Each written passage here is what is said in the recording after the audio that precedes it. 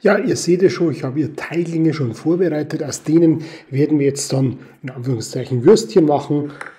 Ja, was auch noch sehr wichtig ist, trockenes Holz. Also bitte nicht irgendwas Nasses hernehmen, sondern wirklich gut durchgetrocknetes Holz. Das raucht nämlich nicht.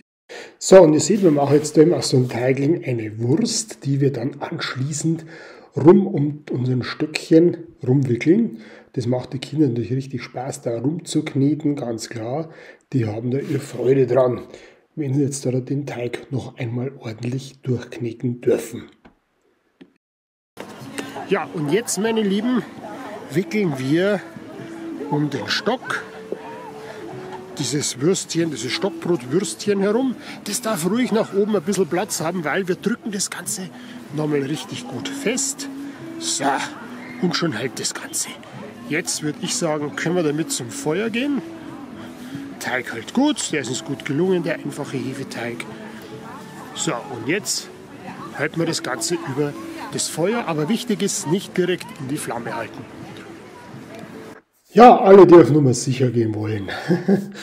Die nehmen eine solche Feuerschale und brauchen sich keine Feuerstelle bauen, wie ich jetzt es dann anschließend gleich zeige. Also so eine Feuerschale, wunderbar aus Edelstahl und der Rasen bleibt in Ordnung.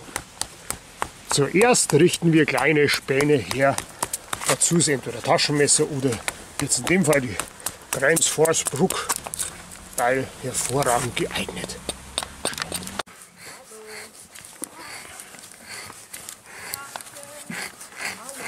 Hallo. Hallo. Und mit dem Feuerstarter starten wir unser Feuer. Der Nikolaus ist mitgenommen. Im Sack gepackt. Oh je, hier hat Speerweitwurf. Ja. Hallo. Warum ist da Brot in der Tasche? Und Schnittwache. Wir bauen jetzt langsam das Feuer auf.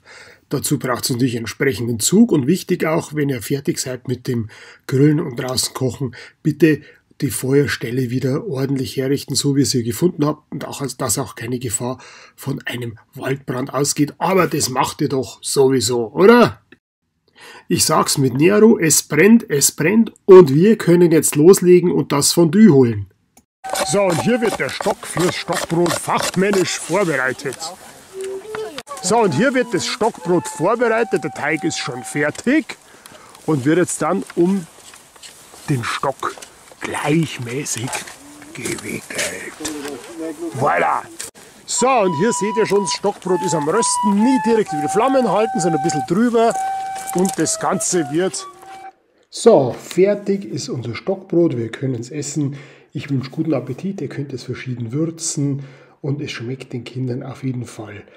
Viel Spaß, vielen Dank, Servus, euer Uli.